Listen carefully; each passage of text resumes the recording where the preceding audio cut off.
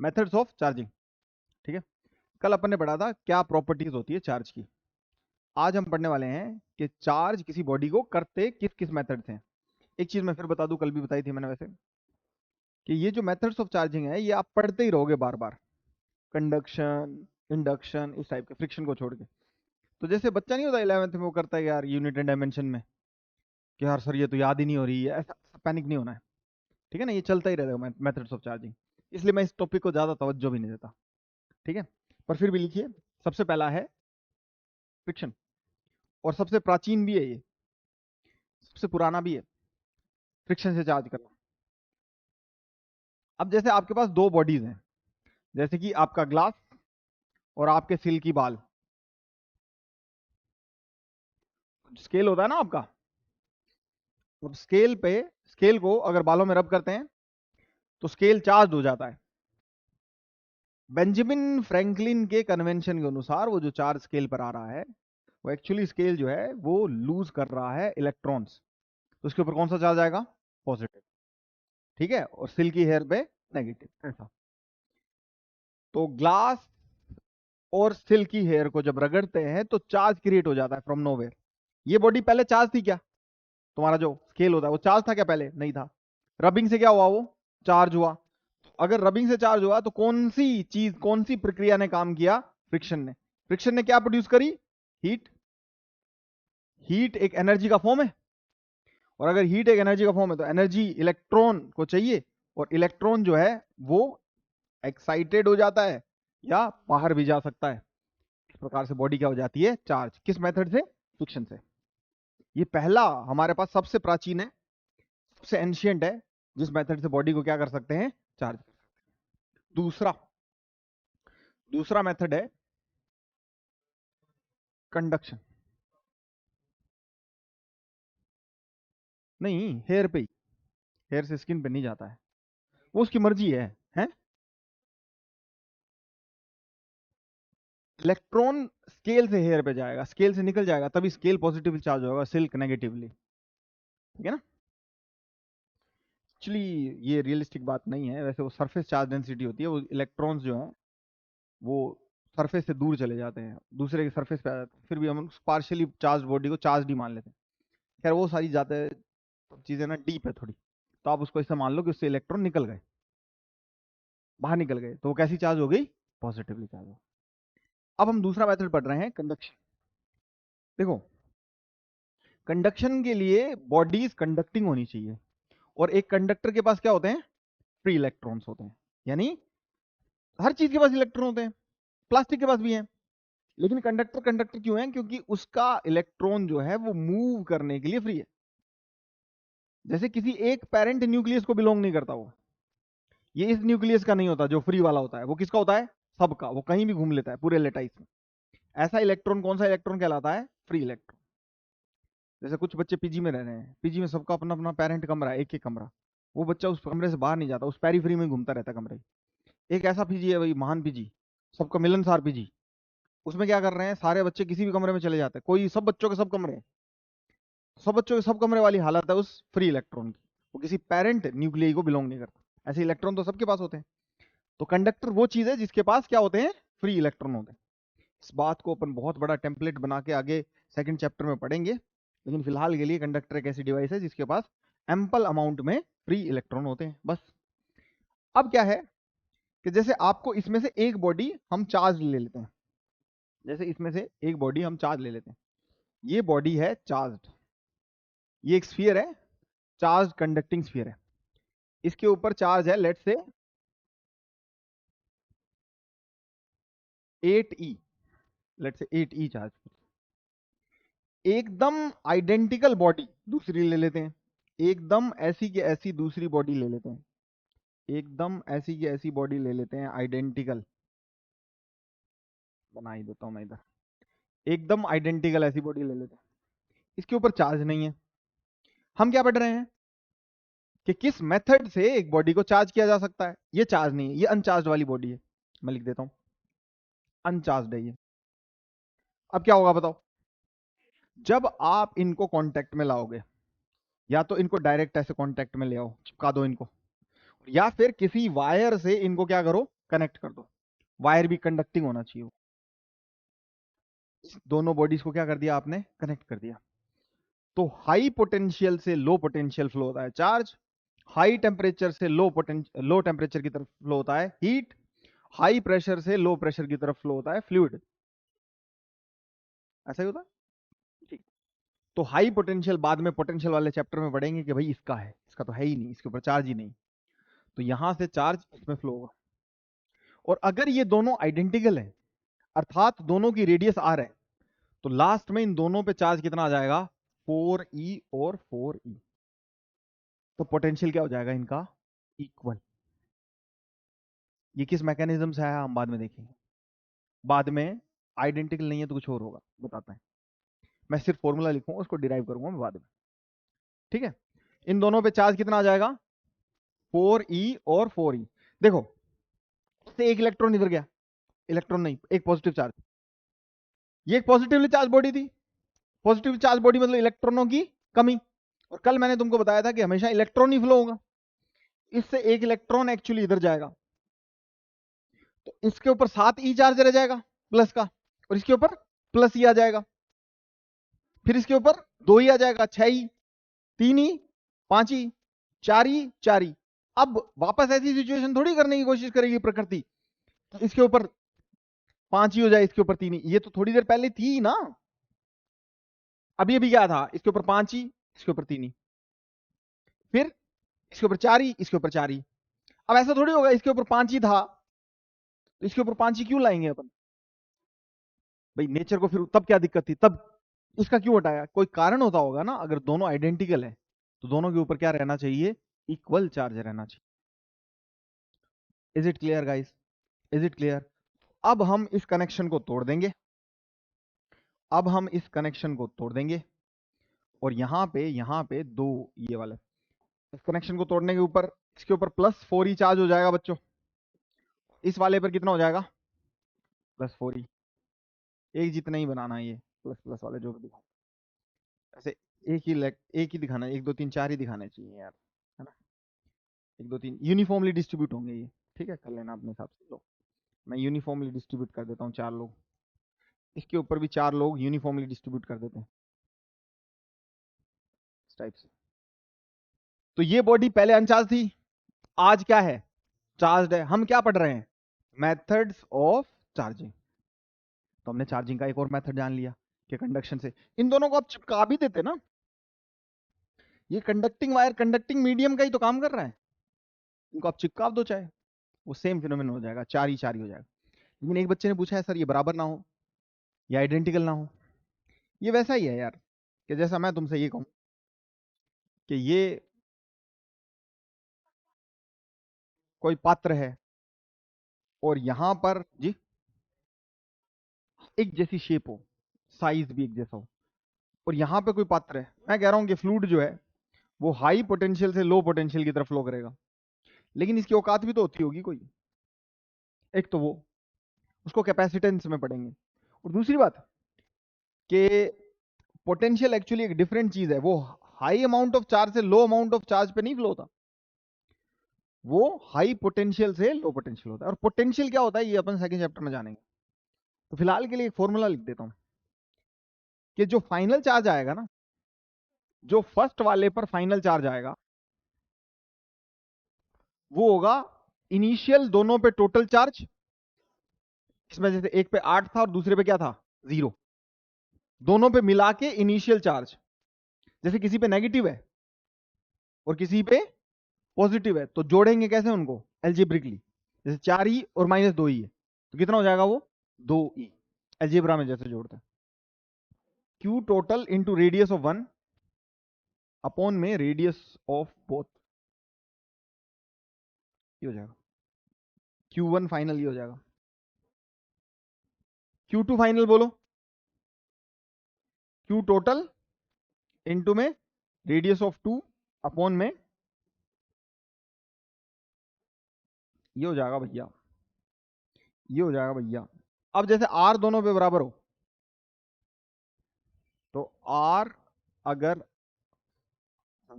R1 R2 और R, मतलब R1 और R2 बराबर R के हैं, क्यू टोटल आर अपॉन में 2r, तो Q1 फाइनल हो जाएगा Q टोटल जो इनिशियल था वो तो टोटल उतना ही रहेगा, चार्ज इज कंजर्व्ड बाय 2, और Q2 फाइनल क्या हो जाएगा, Q टोटल बाय 2। इस केस में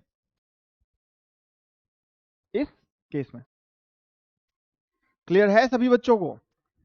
is it clear?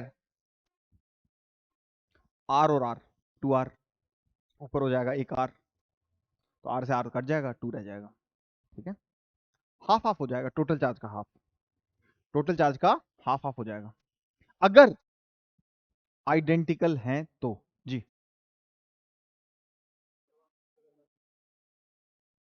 Non identical में, नॉन आइडेंटिकल में नहीं, आइडेंटिकल होना कोई जरूरी नहीं है, ये नॉन आइडेंटिकल की तो एग्जांपल है।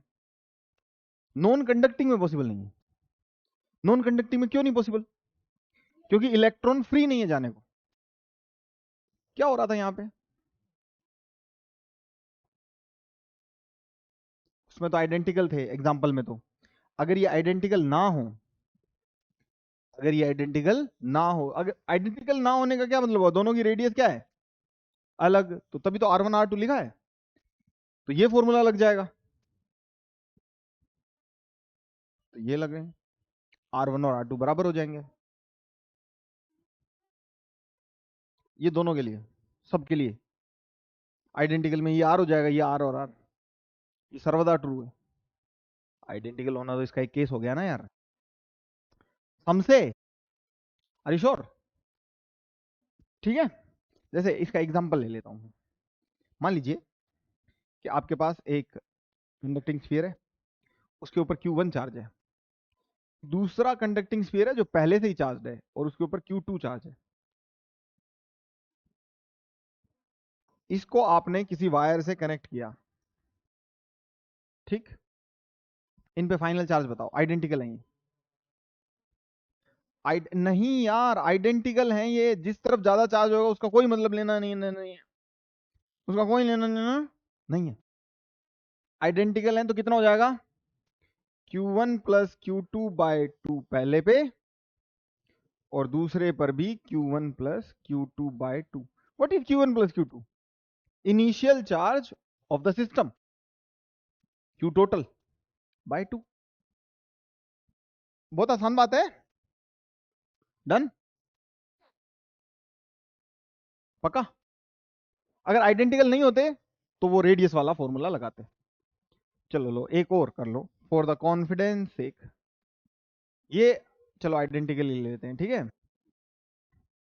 इस पे चार्ज है 10E, इस पे चार्ज है 2E माइनस का, इन दोनों पे फाइनल चार्ज क्या होगा आफ्टर कनेक्शन, तो 8E/2 यानी 4E इस पे, अगर आइडेंटिकल है तो, और 4E इस पे, अगर ये क्या है, आइडेंटिकल है तो। क्लियर है बॉडीज, एवरी बॉडी? ठीक, आइडेंटिकल नहीं है तो R1 वाला फॉर्मूला लगा देंगे, इस चैप्टर में कोई लेना देना नहीं है, फर्स्ट चैप्टर में, सेकंड में देखेंगे उसको, ठीक है। अच्छा, ये हो गया कंडक्शन से चार्जिंग, अब हम देखेंगे इंडक्शन से चार्जिंग। यहां एक बहुत बढ़िया लाइन लिख दो आप, कि induction can only induce charging but can't charge a body by its sole effect. अगर किसी प्रक्रिया में इंडक्शन इकलौता फिनोमिनन है तो वो किसी बॉडी को चार्ज नहीं कर सकता, हालांकि उसको मेथड्स ऑफ चार्जिंग में हम पढ़ रहे हैं। इंडक्शन अकेला प्रोसेस है तो वो कभी भी चार्ज नहीं कर सकता, इंडक्शन के साथ कुछ और मिलाना पड़ेगा आपको, जैसे कंडक्शन, फ्रिक्शन, कुछ और इन्वॉल्व करना पड़ेगा। जैसे कैसे, इसमें कुछ चीजें आएगी जो अभी बोलूंगा मैं, लेकिन आपको बाद में समझ में आएगी, अभी आप उसको एज ए मेमोरी एड याद रख लीजिएगा। ठीक है, बात को सुन लीजिएगा, मतलब याद भी मत रखना, भूल भी जाना चाहे कोई दिक्कत नहीं। ठीक है, आपके पास एक कोई भी स्फीयर है और ये चार्ज नहीं है। अगर आप इंडक्शन से चार्ज करना चाहते हैं तो अकेला इंडक्शन कभी भी इस स्फीयर को चार्ज नहीं कर पाएगा। अकेला इंडक्शन इस स्फीयर को कभी भी चार्ज नहीं कर पाएगा। इसके पास में, के पास में हम कोई भी रॉड लेकर आते हैं, ठीक है, कोई भी रॉड लेकर आते हैं इसके पास, और ये रॉड जो है वो चार्ज है। सुनना, इस रॉड पे चार्ज है। अभी हम कूलम्स लॉ वगैरह में पढ़ेंगे ऐसा कैसे हो रहा है, कैसे क्या इलेक्ट्रिक फील्ड होता है, कैसे फोर्स लगता है वगैरह सब पढ़ेंगे। लेकिन फिलहाल आपको इतना पता है कि पॉजिटिव अट्रैक्ट्स नेगेटिव, तो यहां पर नेगेटिव चार्ज इंड्यूस हो जाएगा इसके आसपास, हो जाना चाहिए। इसके पास तो चार्ज था ही नहीं, ये नेगेटिव चार्ज आया कहां से? ये जो नेगेटिव चार्ज हम दिखा रहे हैं ये आया कहां से? कहीं इसी में से आया है, इसी के एटम में से आया। ये कंडक्टर है ना, ये कंडक्टर होना जरूरी है, ये कंडक्टर है, इसी के एटम में से आया होगा। समझ पा रहे हो? तो यहां पर क्या आ गया होगा? Positive charge. यहां पे पॉजिटिव चार्ज कैसे आया? जिन एटम के इलेक्ट्रॉन उनको छोड़ के यहां गए थे, उन एटम के साथ क्या हुआ? उन एटम में एक एक इलेक्ट्रॉन कम हो गया, पार्शियली पॉजिटिव चार्ज आ जाएगा। इस बॉडी का टोटल चार्ज क्या है? 0। पहले था वही था, हम चार्ज नहीं कर पा रहे हैं इस बॉडी। ये तो स्टेप 1 हुआ। अब स्टेप 2 में प्यारे बच्चों, जब ये बॉडी आपके पास ऐसी हो गई जैसी इस चित्र में दिखाई जा रही है, ऐसी बॉडी आपके पास आ गई, तो आप देखिए कि अब हम करेंगे प्यारे बच्चों इसकी अर्थिंग। अब हम करेंगे अर्थिंग। अर्थिंग क्या होता है वगैरह वगैरह हम बाद में देखेंगे, लेकिन हम मान लो कर देते हैं। फिलहाल के लिए आप ये मान लो, अर्थ अपनी तरफ से चार्ज भेज सकता है, पॉजिटिव और नेगेटिव फुल भेज सकता है, जितने चाहिए उतना तब तक भेजता है जब तक पोटेंशियल उसका 0 ना हो जाए। वो बाद में देखेंगे ऐसा क्यों कर रहा है, उसको क्या लेन देना है, क्या है। ठीक है, अभी इसके ऊपर पॉजिटिव चार्ज नेगेटिव चार्ज दोनों बराबर बराबर हैं। अर्थ इसका इस सर्कमस्टांसेस में पोटेंशियल 0 करने के लिए भेजेगा इलेक्ट्रॉन्स। क्यों? क्योंकि अर्थ चाहता है इसको नेगेटिवली चार्ज कर दूं। क्यों? तब तो पोटेंशियल 0 थोड़ी होगा, लेकिन इस पॉजिटिव चार्ज का इसके ऊपर कुछ पोटेंशियल होगा। वो पोटेंशियल कैसा होगा? पॉजिटिव। ये सब बाद में समझ में आएगा कि क्यू बाय आर पोटेंशियल होता है वगैरह वगैरह। पॉजिटिव चार्ज का पोटेंशियल कैसा होगा? पॉजिटिव। यहां पे पॉजिटिव पोटेंशियल है, अर्थ क्या चाहता है इसका पोटेंशियल क्या हो जाए? 0। 0, नेगेटिव नहीं, 0। तो इसको अगर इसके ऊपर चार्ज 0 रहा तो नेट पॉजिटिव पोटेंशियल रह जाएगा। तो अर्थ क्या चाहता है इसका पोटेंशियल क्या हो जाए? 0। इसके लिए वो इलेक्ट्रॉन सप्लाई करता है। और ये बॉडी जो है, ये बॉडी, ये जो बॉडी है, ये बॉडी कैसी चार्ज हो जाएगी? नेगेटिवली चार्ज हो जाएगी। क्या अकेले इंडक्शन ने इसकी चार्जिंग की है बच्चों? अर्थ ने इलेक्ट्रॉन भेजे हैं तो ये न्यूट्रलाइज हो गए पहले तो, और ये नेगेटिव चार्ज इसके ऊपर बट गया ये स्विच डिस्कनेक्ट करने के बाद। आपने उस उसके अच्छा बहुत बढ़िया सवाल पूछा। इस पॉजिटिव रोड का क्या काम है? इसकी मौजूदगी यहां है, इस वजह से इस पे पोटेंशियल कैसा है, और अर्थ को इसका पोटेंशियल कितना रखना है? जैसे मान ले कि ये है, इसको अर्थिंग कर दिया तूने, और इसके ऊपर कोई चार्ज नहीं है, तो अर्थ को कुछ भेजने की जरूरत नहीं है, इसका पोटेंशियल वैसे ही 0 है। लेकिन अगर आप यहां पे कोई चार्ज लेकर आते हो, तो अगर इस पे पॉजिटिव चार्ज है तो इस पे पॉजिटिव पोटेंशियल होगा। ऐसा फिलहाल इस चैप्टर में मान लो क्या होता है यार, जैसे पॉजिटिव चार्ज का आसपास में पॉजिटिव पोटेंशियल होता है, पॉजिटिव ऑरा होता है उसका, तो इसके ऊपर पॉजिटिव पोटेंशियल आ गया। होना कितना चाहिए अर्थ से कनेक्टेड चीज पे? 0।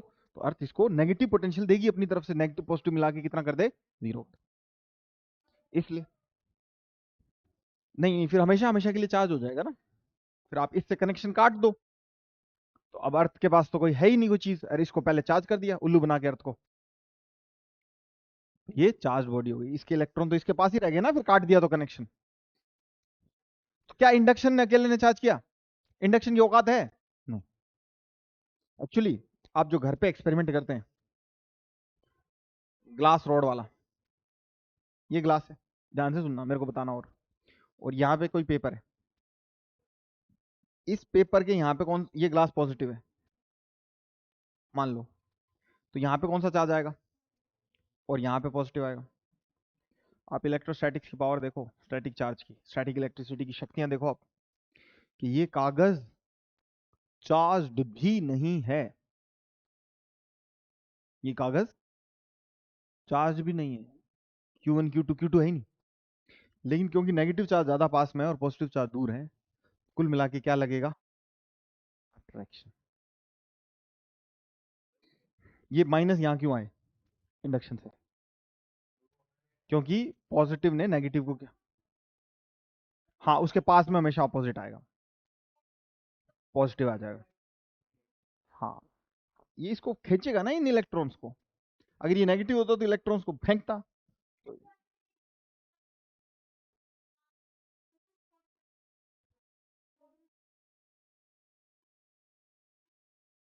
हाँ, तो उनके ऊपर सेम नेचर का चार्ज आ रहा है ना, तब रिपेल करेंगे वो। प्लास्टिक रोड, ग्लास, सिल्क से प्लास्टिक को रब कर दो चाहे ग्लास को रब कर दो, तो पॉजिटिव चार्ज है वो तो रिपेल करेंगे। उनके ऊपर चार्ज है, इसके ऊपर चार्ज नहीं है। और इन्होंने एक बहुत चमत्कारी क्वेश्चन पूछ लिया, हालांकि हम बाद में बताते हैं, लेकिन अभी बता देता हूं। क्या पॉजिटिव पॉजिटिव आपस में अट्रैक्ट कर सकते हैं? यस।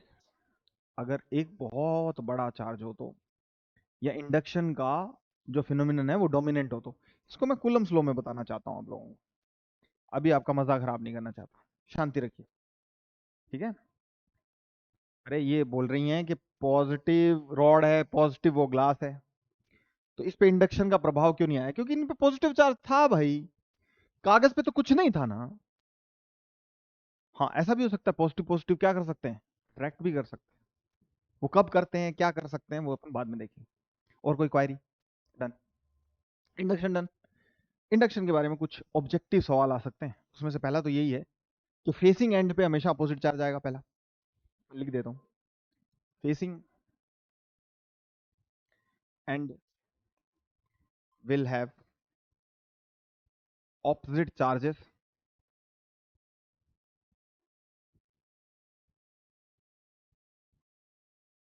ठीक है? और एक चीज और लिख लेना, इसका कारण भी मैं आपको कंडक्टर डायनेमिक्स में बताऊंगा, कि ये सब कैलकुलेटिव चीजें हैं, क्योंकि कैलकुलेशन से दिखाई जा सकती हैं। उसके ऊपर जो नेगेटिव चार्ज का ये जो अमाउंट है ना, ये जो नेगेटिव चार्ज का अमाउंट है ना, ये जैसे 10 कूलम है, तो ये नेगेटिव चार्ज 10 कूलम नहीं होगा, उससे कम होगा, कम कम होगा।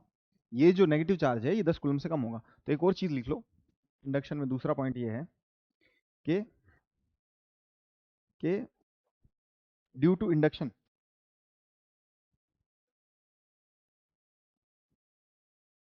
Charge on the facing end will be less, और इक्वल भी हो सकता है कुछ सर्कमस्टांसेस में, वो देखेंगे बाद में, ठीक है? हमेशा कम या इक्वल होगा एक आध सर्कमस्टांसेस में, वो देख लेंगे, ठीक है? इस बात को एक बार एज ए मेमोरी एड आप याद रख लो, क्योंकि इसकी बहुत सारी फील्ड लाइंस जाएगी। तो यहां वाली जो जा रही है ना, वो इस कंडक्टर को ऑब्जॉर्ब नहीं करनी, सिर्फ जो इस तरफ जा रही है इसकी तरफ, उसी को ऑब्जॉर्ब करता है। खैर, विल सी इट लेटर, इस बात को याद रखो। तीसरा ये भी पॉइंट वो लिखवा दिया मैंने पहले ही डेफिनेशन के टाइम ही, कि सोलरली कभी भी चार्ज नहीं कर पाता। ये तीन बातें इंडक्शन के बारे में याद रखो। क्लियर है? ये थे 3 मेथड्स ऑफ चार्जिंग जो आपके एनसीईआरटी में मेंशन्ड है, एनसीईआरटी में मेंशन्ड है, और ये हमारे सिलेबस में भी है। अच्छा, अब सिलेबस में तो और भी है, जैसे लाइट शाइन करके भी आप चीज को चार्ज कर सकते हो। हाँ, मतलब ज्यादा फ्रीक्वेंसी की लाइट से, सनलाइट का पता नहीं, हाँ कर सकते हो वैसे, क्योंकि फोटो इलेक्ट्रिक इफेक्ट में आप पढ़ोगे वो। लाइट शाइन करते हो, लाइट गैस एनर्जी होती है, ठीक है ना? हाँ। और थर्मल एमिशन भी कर सकते हो, बहुत गर्म करके इलेक्ट्रॉनिक कर सकते हो। मेथड्स ऑफ चार्जिंग कई हैं, जिनमें से 3 हमको इलेक्ट्रोस्टैटिक वाले चैप्टर में पढ़नी थी। अब आप हेडिंग लिखो जहां से ये चैप्टर एक्चुअली शुरू होता है, कूलम्स लॉ।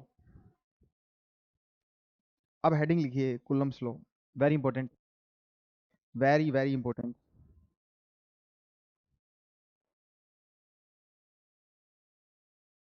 बस इसका फॉर्मूला आज बताऊंगा और इसका वेक्टर फॉर्म का आज एक इंट्रोडक्शन दूंगा, उसके बाद की बातें हम करेंगे नेक्स्ट लेक्चर में, ठीक है।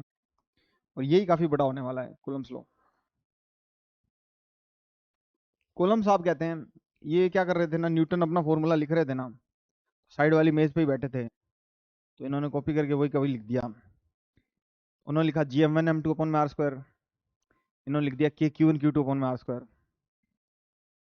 तो एक्चुअली ये कहानी नहीं है, अपन इसको पढ़ते हैं एक बार। ये कहते हैं कि 2 पॉइंट चार्जेस, ये पॉइंट चार्जेस नाम को मस्तिष्क में प्लीज हाईलाइटेडली रखिएगा।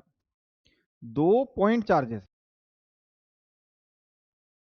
जो किसी डिस्टेंस r अपार्ट हैं, जो किसी डिस्टेंस r पर हैं, 2 पॉइंट चार्जेस जिनके बीच में दूरी है r। एक का वैल्यू है Q1 और Q2। वो फोर्स एक्सपीरियंस करेंगे, किस दिशा में करेंगे वो वेक्टर फॉर्म में जानेंगे, लेकिन सर्टनली क्या एक्सपीरियंस करेंगे, फोर्स एक्सपीरियंस करेंगे। हाँ, दोनों Q1 और Q2, और पॉइंट चार्ज है स्पेसिफिकली, बड़े नहीं है ये फोर्स एक्सपीरियंस करेंगे, ठीक है। ये जो भी फोर्स एक्सपीरियंस करेंगे, वह फोर्स Q1 और Q2 के वैल्यू पे डिपेंड करेगा, यानी उनकी एक एक पावर के ऊपर डिपेंड करेगा। और जो भी दूरी है उसके स्क्वायर के इनवर्सली प्रोपोर्शनल होगा, यानी किसी भी एक चार्ज को डबल करने पर कूलम्ब फोर्स डबल हो जाएगा, किसी भी एक को, और दूरी डबल करने पर 1/4 हो जाएगा। दूरी का प्रभाव डोमिनेंट है। किसी एक चार्ज को डबल करने पर, मान लो ट्रिपल किया एक चार्ज, यानी 3 गुना कर दिया, फोर्स 3 गुना हो जाएगा, एक दिया तो, और दूरी 3 गुना कर दी तो फोर्स 9 गुना कम हो जाएगा। F था तो F/9 हो जाएगा, ठीक है। इसको क्लब करके लिख देते हैं प्यारे बच्चों, F equals to K Q1 Q2 upon में R²। सिर्फ हम भारतीय टीचर और हो सकता है कोई भारतीय किताब ही यहाँ पे कांस्टेंट के रूप में K का प्रयोग करती है। आप जनरली कांस्टेंट के स्थान पर, मैं यहाँ तो पहली बार तो लिख ही दूं एक बार, ये फोर्स का वैल्यू लिख रहे हैं साथियों, Q1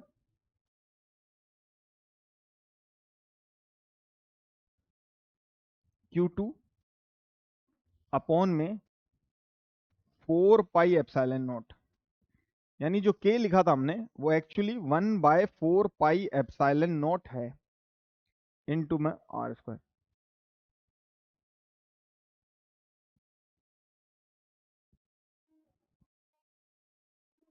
बिल्कुल वैल्यू है, डायमेंशन है, सब है, नाम भी है इसका।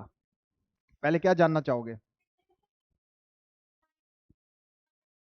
हाँ थी, K की वैल्यू 9 × 10⁹ थी, बिल्कुल थी। इससे एक्चुअली वो वैल्यू आई यहीं से है ना, एक्चुअल कांस्टेंट ये है। जैसे मैं कहूं कि 2/3 × 8π, ये और इसका कुछ वैल्यू आ जाए, दोनों चीजें कांस्टेंट है कि नहीं है?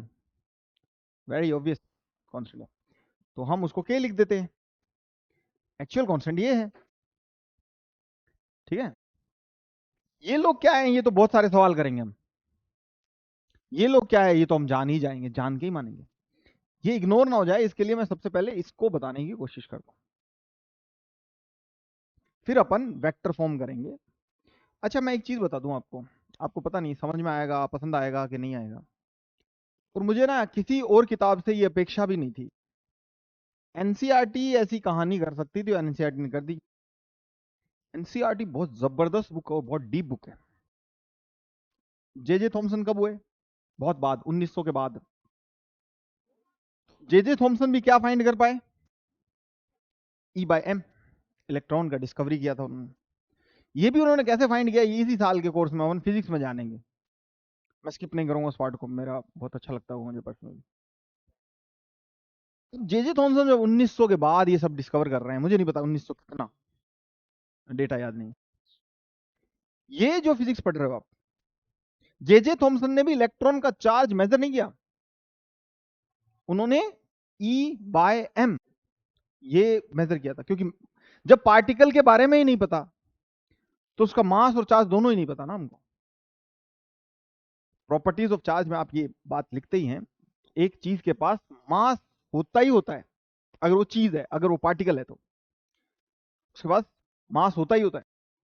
लेकिन रेस्ट मास में भी डिफरेंशिएट कर जाए अलग बात है, लेकिन एक चीज के पास बाय बर्थ चार्ज होता ही होता है क्या, ऐसा नहीं लिख सकते, ऐसा अनिवार्य नहीं। इसके पास चार्ज नहीं है, NaCl के पास चार्ज नहीं है, Na के पास नहीं है, किसी भी एटम के पास एक्चुअली नहीं है। अरे समझ रहे हो मेरी बात? मैं ये कहना चाह रहा हूं, मेरा एम्फेसाइजेशन ये है कि जब E/m हमें इतना लेट पता चला है, तो हमें इलेक्ट्रॉन का चार्ज की वैल्यू तो बहुत लेट पता चली होगी। और ये जो फिजिक्स हम पढ़ रहे हैं, ये फिजिक्स 1800 के आसपास की, यानी बहुत पुरानी। तो जब कुलम चचा को ये भी नहीं पता कि चार्ज है कितना, चार्ज होता क्या है, तो वो ये लॉ कैसे दे सकते हैं? ये तो आप भी कह सकते थे यार सर, इसके पास जो भी चीज की वजह से ये फोर्स लग रहा है ना, ये ऐसे ऐसे करने से वो चीज ज्यादा होने से ज्यादा फोर्स लगेगा। तो why we should give credit to mister Coulomb? What's the big deal? शानदार चीज है। एक तो ये बात बेंजामिन फ्रैंकलिन ने भी इसको इलेक्ट्रिक फायर कहा, और उन्होंने बताया कि जितना इलेक्ट्रिक फायर ज्यादा होता है, यानी जितना चार्ज ज्यादा होता है, उतना ज्यादा फोर्स होगा, लेकिन एक एक पावर के प्रोपोर्शनल होगा, ये उन्होंने नहीं कहा। मैथमेटिशियन को तो चाहिए ना इसके पावर 2.3 भी तो हो सकती थी भाई, 8 भी हो सकती थी, 2 भी हो सकती थी, तब भी तो ज्यादा होने से ज्यादा हो रही है चीज। नहीं समझ रहे? तो जब वो चार्ज मेजर ही नहीं कर सकते, तो उन्होंने बताया कैसे कि चार्ज के डायरेक्टली प्रोपोर्शनल है? तो उन्होंने तो टॉर्शनल स्प्रिंग से किया था। मैं आपको जनरल समझा देता हूं, सुनना बहुत आनंद आएगा आपके लिए।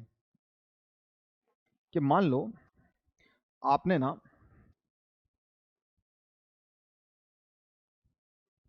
कोई स्प्रिंग लिया,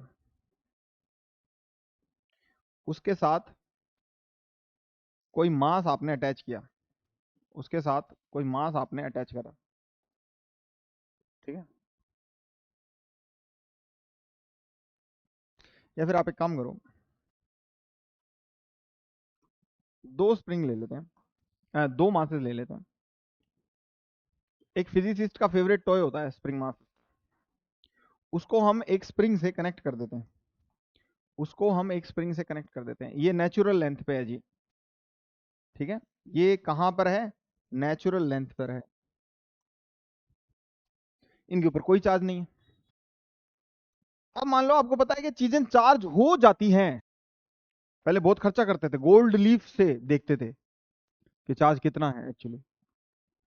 तो मान लो इसके ऊपर Q1 चार्ज है और कुलम को नहीं पता ये कितना है, पर कुछ है। इसके ऊपर Q2 चार्ज है। अब तो ये रिपेल करेंगे, रिपेल करेंगे तो इनके बीच में दूरी चेंज हो जाएगा, इक्विलिब्रियम डिस्टेंस चेंज हो जाएगा। अरे इतनी बात समझ रहे हो? कुलम को ये मेजरमेंट लेने के लिए स्केल तो है उसके पास कम से कम, तो वो देख लेगा कितना स्ट्रेच आया। उसने भाई एक दिन देख लिया। अब ध्यान से सुनते रहना। अब क्या हुआ कि इस चार्ज के साथ उन्होंने एक कंप्लीटली आइडेंटिकल अनचार्ज्ड ऐसी की ऐसी राउंड बॉल भिड़ा दी। इसका चार्ज कितना रह जाएगा? आधा, क्योंकि उसके पास तो था ही नहीं, टोटल इसी के पास था। सुन पा रहे हो? इसका चार्ज कितना रह जाएगा? इसके साथ कुछ नहीं किया, इसके साथ टच करा दिया। तो कूलम अगर कहना चाहते हैं कि चार्ज की एक पावर के डायरेक्टली प्रोपोर्शनल होगा फोर्स, तो अब जो पहले स्ट्रेच आया था उसकी तुलना में अब कितना स्ट्रेच आएगा? कम नहीं, कितना? कम से तो हम भी बता देते। अगर चार्ज ज्यादा हो गया और मैं चाहता हूं कि चार्ज की एक पावर के प्रोपोर्शनल ये रिजल्ट सिद्ध करना, I want to prove it, तो एग्जैक्टली फोर्स कितना हो जाना चाहिए अगर चार्ज ज्यादा हो गया? तो चार्ज की एक ही पावर के प्रोपोर्शनल है वो, तो फोर्स कितना हो जाना चाहिए? आधा। यानी एक्सटेंशन भी कितना आ जाना चाहिए?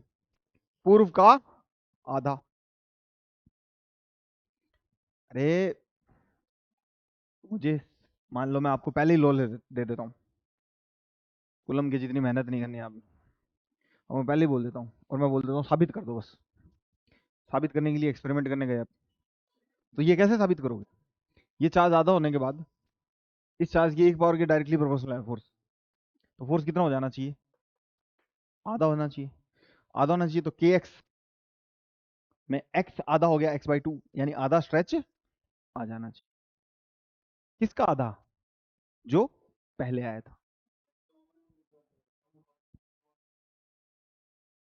उसका आधा स्ट्रेच आ जाना चाहिए। अब इसको टच करेंगे तो आइडेंटिकल से, तो 1/4 हो जाता।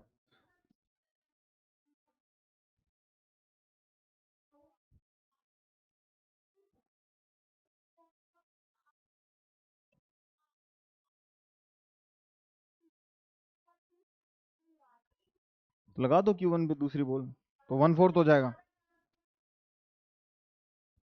आधा से एक और आधा में खत्म हो जाती है चीज, 1/4 होती है। आपके 100 रुपए हैं, मैंने आधे रख लिए, जो भी बचे उसका आधे और किसी ने रख लिए, कितने खत्म हो गए रुपए?